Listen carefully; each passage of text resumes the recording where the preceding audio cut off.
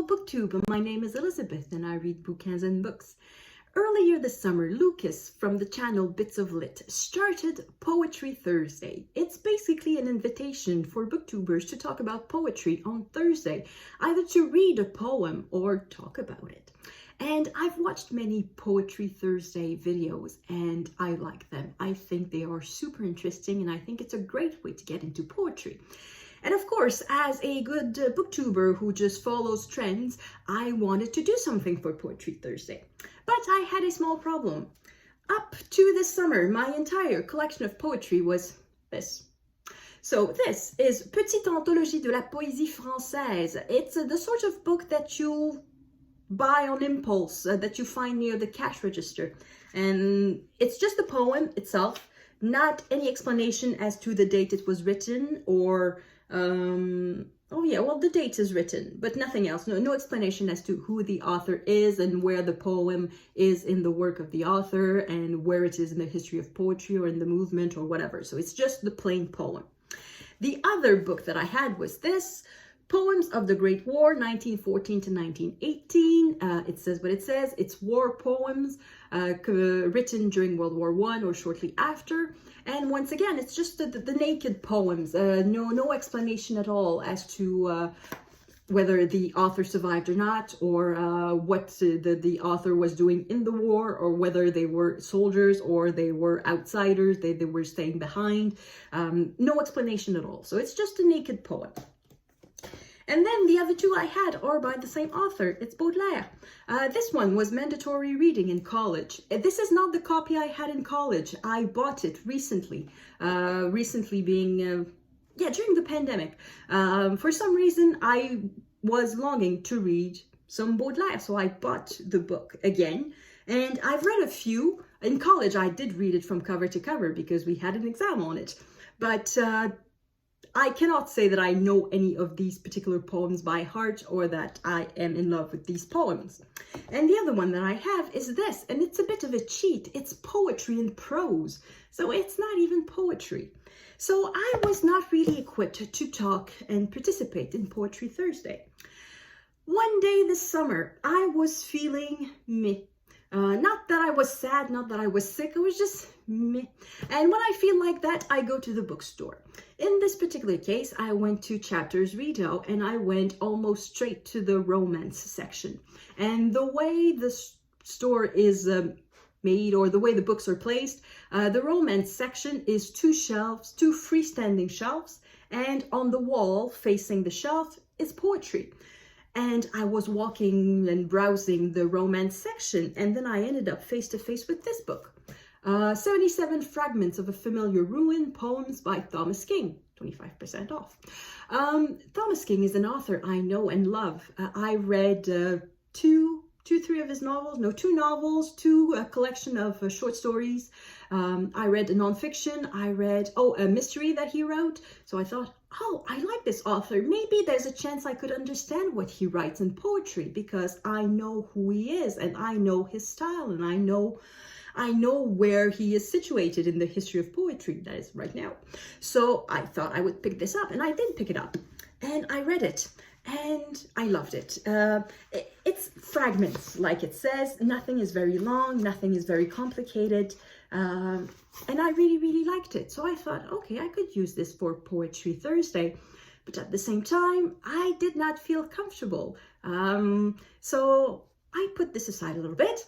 And I watched some more Poetry Thursday. And then one day this fall, once again, I felt a bit meh. And this time I went to the bookstore and I went towards the romance section, but I did not go to the romance section. I deliberately went to the poetry section because I figured if it worked so well this summer, I should find something that I'm going to like this time again. And this time I picked up this. It should last for a while. It is the best poems of the English language from Chaucer through Robert Frost, selected and with commentary by Harold Bloom. Now, if you don't know who Harold Bloom is, you're like me. Well, I've Googled it since, but he is a teacher, and the reason why the name Harold Bloom caught my eye was that at the time, Steve Donahue had just created a tag. I think it's the Books and Life tag, And the name of Harold Bloom is in one of the questions. So that's why I know, oh, Harold Bloom, I know this name. And the reason I picked it up was because there were commentaries. It was an anthology, so I figured, okay, finally, I'm going to have an overview of English poetry. Because that is another thing. I went to school in French, so in school, they gave us an overview of French poetry. They start us with the Chanson de Roland, and then we go through Ronsard and the 16th century poetry, and then gradually they take us all the way to 20th century. But in English, I know nothing about the history of poetry. Of course, I know certain names like Shakespeare and Byron and Whitman and a bunch of names, but I don't really know the history. So this one is in chronological order, and there is commentary. So when I bought the book, I spent the entire weekend just jumping from page to page, reading poetry, enjoying poetry, but once again, strictly unable to film a video because I understand nothing. I read the poems, but I don't understand them at all. And one of the reasons is that I've only just figured it out. I'm kind of stupid for that. But the form of poetry in English is quite different from the form of poetry in French. The reason is that in English, there's such a thing as lexical stress. And you can play a lot with that. I will leave a link to a video in the description box. It explains why Shakespeare is basically untranslatable in French because the iambic pentameter, I don't know where the accent is, where the lexical stress is. Is it pentameter, pentameter, the iambic penta thingy cannot be translated in French because in French there's no such thing as a lexical stress. Well, there is one very slight one on the last syllable, but because every word falls into the next one, there really is a lexical stress only when you put intonation in a sentence. So the words in and of themselves don't really have a lexical stress.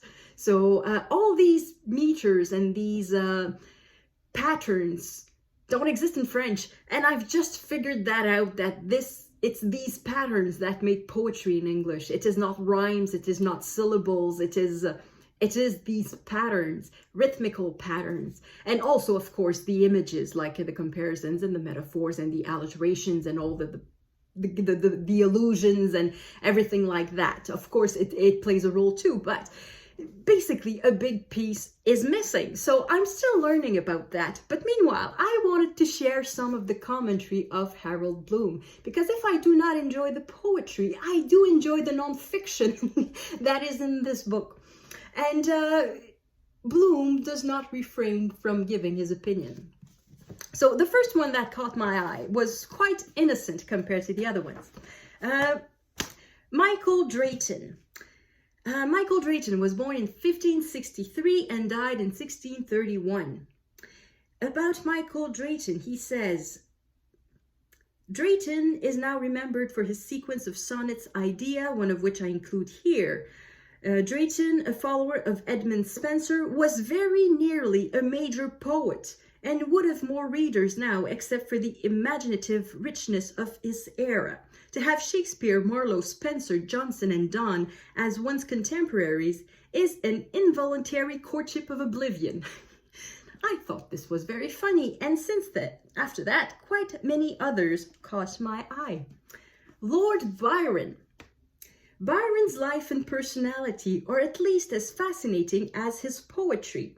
No author before or since has enjoyed and suffered such notoriety or had a literary and social influence so much out of proportion with his actual imaginative achievement, considerable as that was.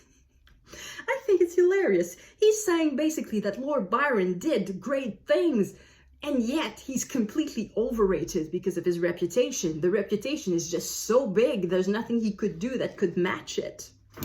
Oh, the meanest of them all, Edgar Allan Poe. Poe is a bad poet, a poor critic, and a dreadful prose stylist in his celebrated tales. Poe is also inescapable. In translation, Poe improves greatly, as French and German versions demonstrate. And I should mention that the translator of Poe in French is Charles Baudelaire. Well, yeah, that's the picture. Charles Baudelaire. So a great poet translated in French, and average poet according to Bloom. So the result in French is great. Yeah, Poe is one of these authors I prefer to read in translation. So Bloom is not completely wrong there. Walt Whitman. Now, I should say, I'm of course selecting the bitiest, the meanest commentary in there, but Bloom has a lot of admiration for the poets that he includes in his anthology. And one of the poets he admires a lot is Walt Whitman. And Walt Whitman was one of the few names that I knew, probably because of Dead Poets Society. So when I bought the book, I immediately went to Walt Whitman and tried to read one of his poems and could understand absolutely nothing.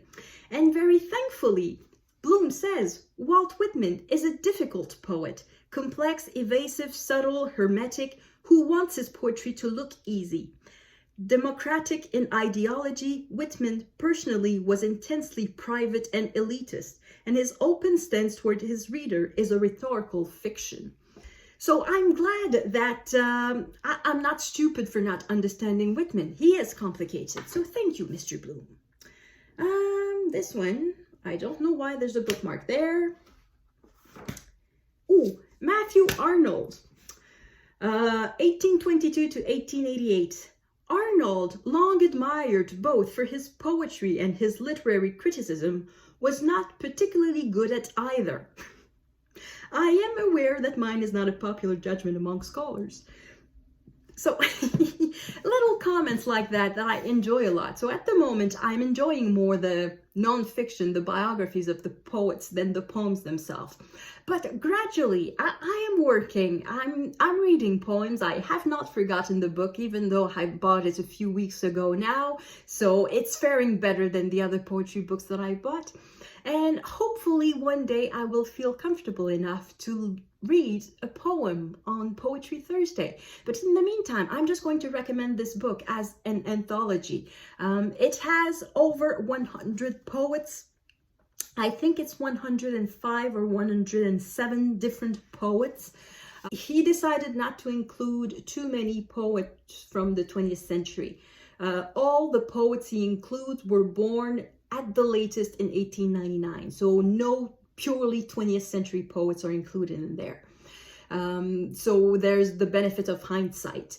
And that also means that there are no Canadians, no Australians, and basically just British and American poets in there.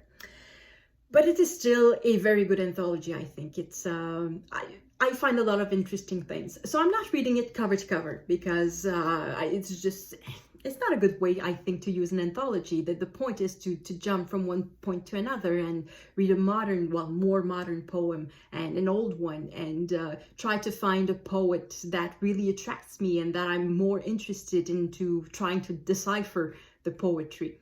So I just wanted to talk about this book because it's Thursday and I wanted to talk about poetry. So if you have other great anthologies about poetry, or if you know books that explain how poetry works, so far I'm using a lot not BookTube, but YouTube for that.